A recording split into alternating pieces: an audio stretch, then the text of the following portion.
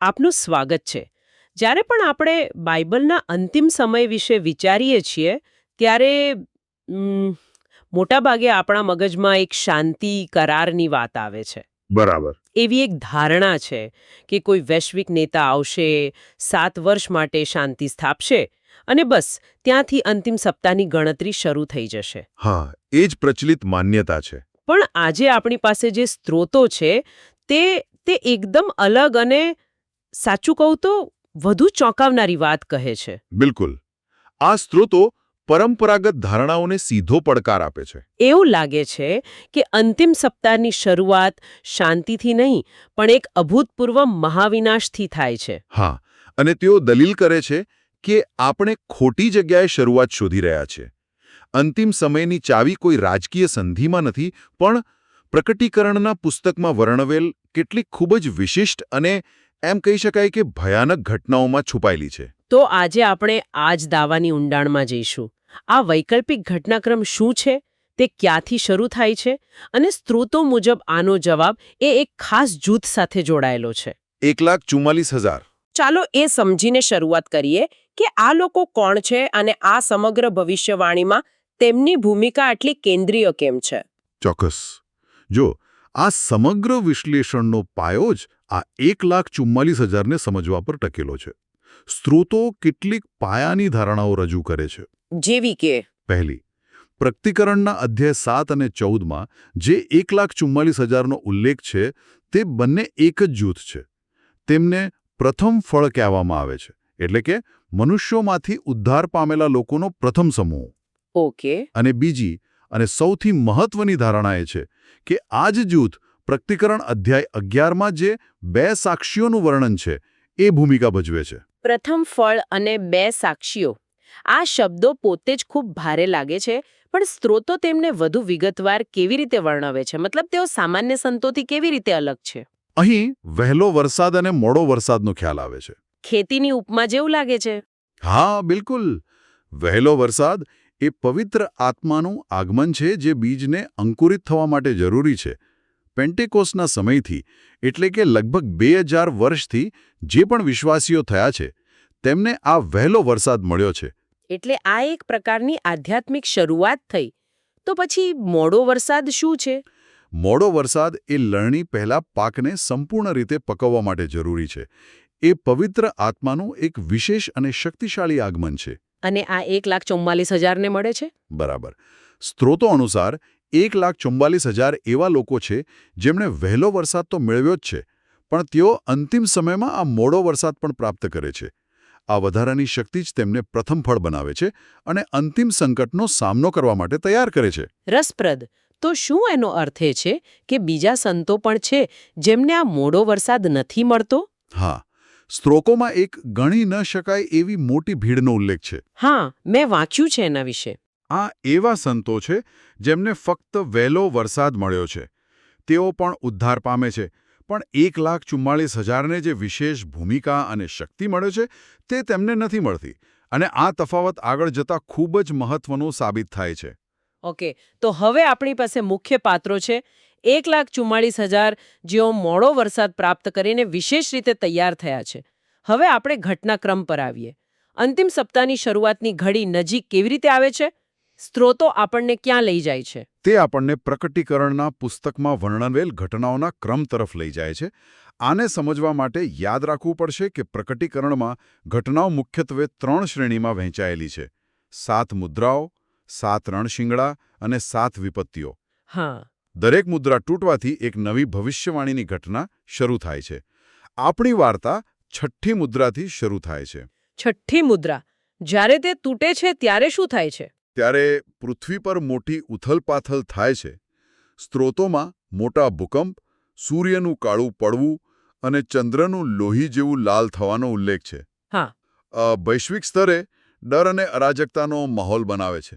પણ આ માત્ર કુદરતી આફતો નથી, આ એક સંકેત છે. તો આપણે પુરાવા ભેગા કરી રહ્યા છીએ એ સમજવા માટે કે નિર્ણાયક ક્ષણ કઈ છે? 6ઠ્ઠી મુદ્રા તૂટી, ચારે બાજુ અંધાધૂંધી છે. શું આ અંતિમ સપ્તાહની શરૂઆત છે? સ્ત્રોતો કહે છે હજી નહીં. આ ખૂબ જ નજીક છે, પણ આ શરૂઆત નથી. ખરેખર તો આ અરાજકતા વચ્ચે એક અત્યંત મહત્વપૂર્ણ ઘટના બને છે. કઈ ઘટના? ઈશ્વર 4 દૂતોને પૃથ્વીના 4 વાયુઓને રોકી રાખવાનો આદેશ આપે છે. આ વાયુઓ વિનાશક શક્તિઓ છે. તેમને ત્યાં સુધી રોકી રાખવામાં આવે છે જ્યાં સુધી 144,000 લોકોના કપાળ પર ઈશ્વરની મુદ્રા લગાવી દેવામાં ન આવે. બરાબર. એટલે કે મહાવિનાશને જાણી જોઈને થોડા સમય માટે રોકી દેવામાં આવે છે, જેથી આ ખાસ જૂથને સુરક્ષિત કરી શકાય. આ મુદ્રાંકન એ જ મોડો વરસાદ પ્રાપ્ત કરવાની ક્રિયા છે, ખરું ને? બરાબર. આ મુદ્રા એ તેમનું રક્ષણ કવચ છે. એકવાર આ 1,44,000 તૈયાર થઈ જાય પછી ઘટનાઓ ઝડપથી આગળ વધે છે. 7મી મુદ્રા ખોલવામાં આવે છે અને તેની સાથે 7 રણશિંગડાની તૈયારી શરૂ થાય છે. અને પેલો વિનાશ જે રોકી રાખ્યો હતો એ હવે છૂટો મુકાય છે. પહેલા 4 રણશિંગડા વાગવાથી પૃથ્વી, સમુદ્ર અને નદીઓનો ત્રીજો ભાગ નાશ પામે છે. આ તો ખૂબ જ ભયાનક ચિત્ર છે. અને આ બધું હજી અંતિમ સપ્તાહ શરૂ થયા પહેલા થઈ રહ્યું છે. તો પછી આગળ શું થાય છે? હવે આવે છે 5મું રણશિંગડું. આ સમયે શેતાનને સ્વર્ગમાંથી પૃથ્વી પર ફેંકી દેવામાં આવે છે. ઓકે.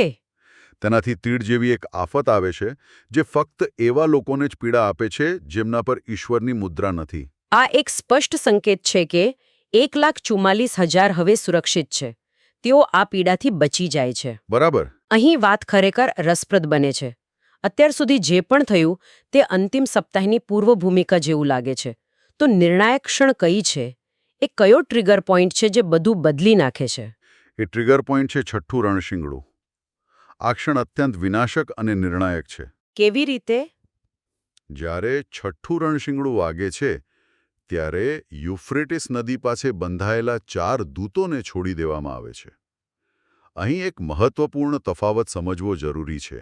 કયો તફાવત? આ દૂતો પૃથ્વીના 4 વાયુઓને રોકનારા દૂતોથી અલગ છે. પેલા દૂતો કુદરતી વિનાશ લાવનારા હતા. આ દૂતો શૈતાની શક્તિઓને મુક્ત કરે છે.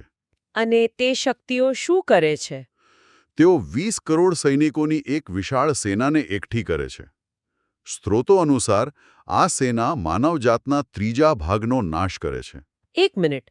20 કરોડ સૈનિકો અને માનવજાતનો 3જો ભાગ. આ આંકડો શાબ્દિક છે કે પ્રતિકાત્મક? કારણ કે આટલી મોટી સેના અને આટલો મોટો વિનાશ તો અકલ્પનીય લાગે છે. આ એક સારો પ્રશ્ન છે. સ્ત્રોતો આ સંખ્યાને સીધી રીતે રજૂ કરે છે.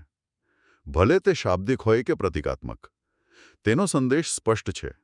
આ એક અભૂતપૂર્વ વૈશ્વિક સ્તરનો સંઘાર છે જે ઇતિહાસમાં પહેલા ક્યારેય નથી થયો. અને આ જ છે એક ક્ષણ.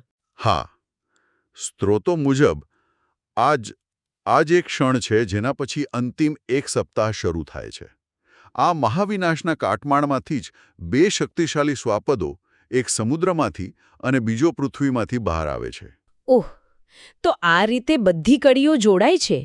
શરૂઆત કોઈ શાંતિ વાર્તાલાપથી નથી, પણ માનવ ઇતિહાસના સૌથી મોટા નરસંહાર અને તેના પછી ઉભરતી શૈતાની સત્તાથી થાય છે. આ ખરેખર મગજને હલાવી દે તેવી વાત છે. તો હવે અંતિમ સપ્તાહ શરૂ થઈ ગયું છે. તેનું માળખું કેવું છે?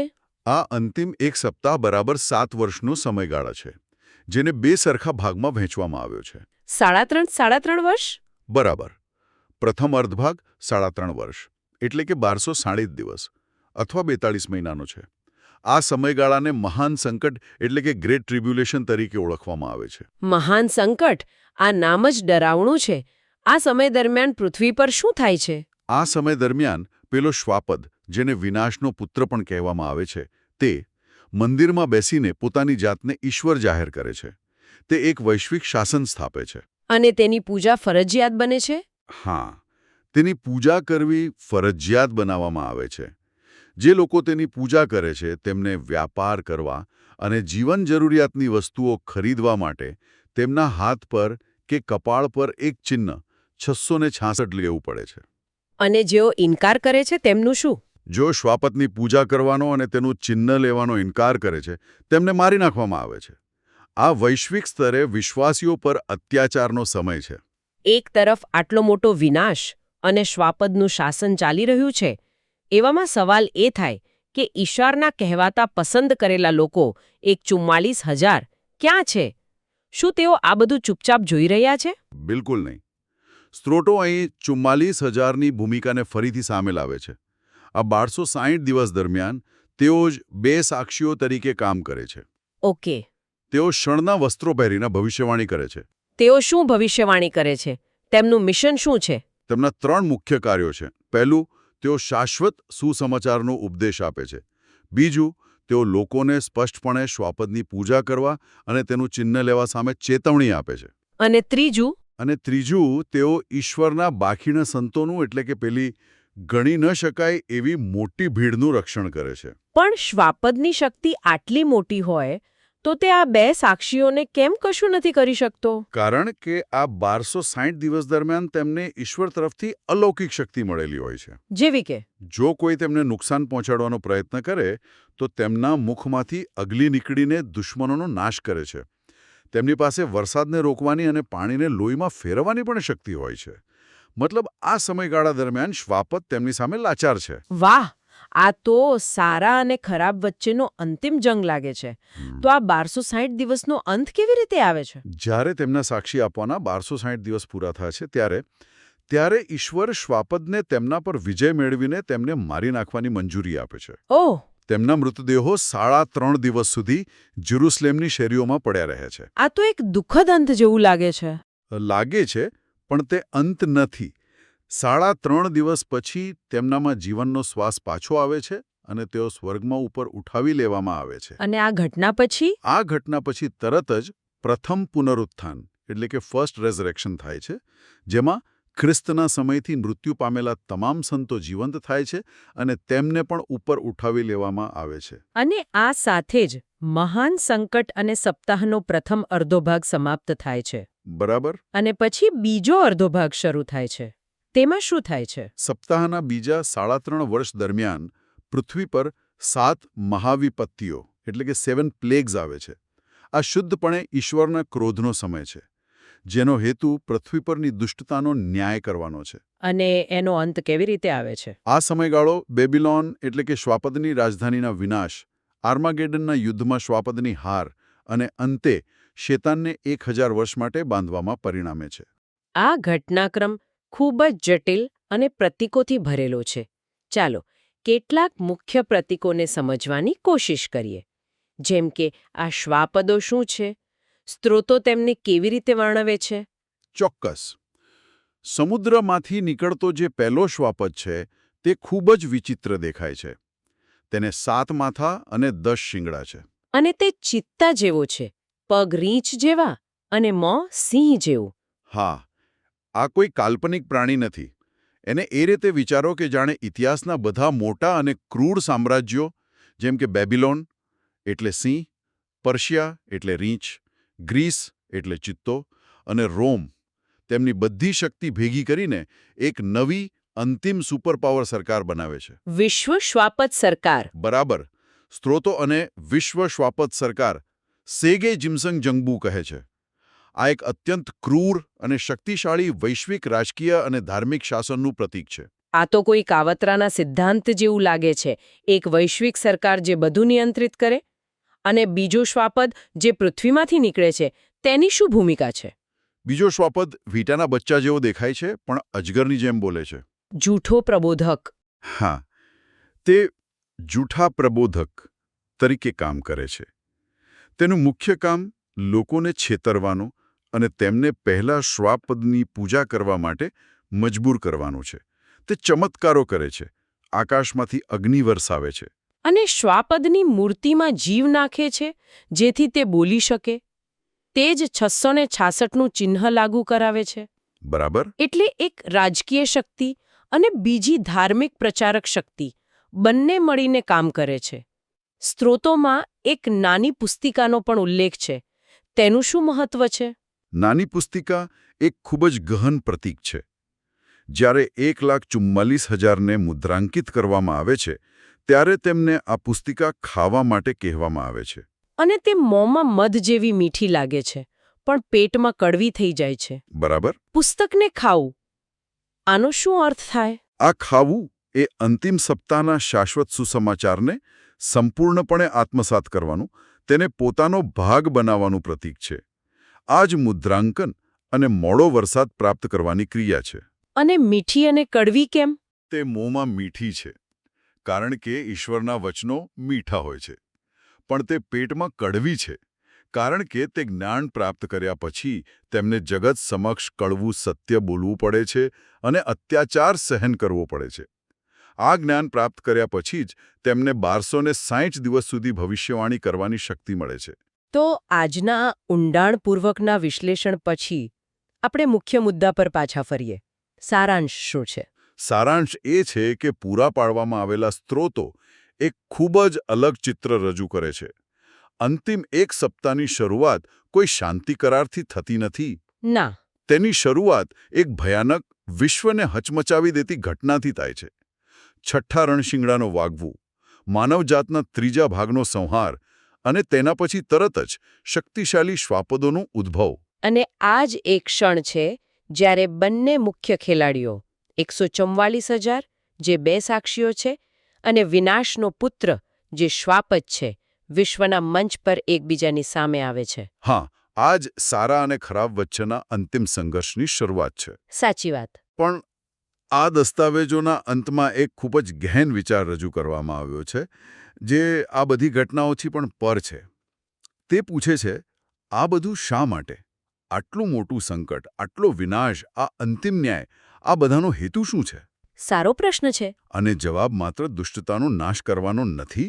તો પછી અંતિમ હેતુ શું છે? અંતિમ હેતુ ઈશ્વરની આજ્ઞાઓ અને તેમના કાયદાની સત્યતાને સમગ્ર સૃષ્ટિ સમક્ષ સાબિત કરવાનો છે. ઓકે. શૈતાને શરૂઆતમાં ઈશ્વરના કાયદા પર શંકા ઊભી કરી હતી. આ અંતિમ સંઘર્ષ દ્વારા જ્યારે સૃષ્ટિ પોતાની આંખોથી જોશે કે આજ્ઞાપાલન જીવન તરફ દોરી જાય છે અને આજ્ઞાભંગ મૃત્યુ અને વિનાશ તરફ, ત્યારે તેમના મનમાંથી ઈશ્વરના કાયદા પ્રત્યેની શંકા કાયમ માટે દૂર થઈ જશે. બરાબર. અને જ્યારે આવું થાય છે ત્યારે પાપ અને મૃત્યુનો ખરો અંત આવે છે અને સર્જન તેની પૂર્ણતાએ પહોંચે છે. આ ખરેખર એક વિચારવા જેવો મુદ્દો છે. જો આટલા મોટા સંકટ અને પીડાનો અંતિમ ઉદ્દેશ્ય ઈશ્વરીય કાયદાની સત્યતાને સાબિત કરવાનો અને બુદ્ધિશાળી જીવોની સ્વતંત્ર ઈચ્છાને સંપૂર્ણ બનાવવાનો હોય, તો તે આપણને વેદના, પુરાવા અને સ્વતંત્રતા વચ્ચેના સંબંધ વિશે શું સૂચવે છે? શું સાચી સ્વતંત્રતા માટે પીડાદાયક સત્યનો સામનો કરવો અનિવાર્ય છે? આ પ્રશ્ન સાથે અમે આજના વિશ્લેષણને અહીં વિરામ આપીએ છીએ.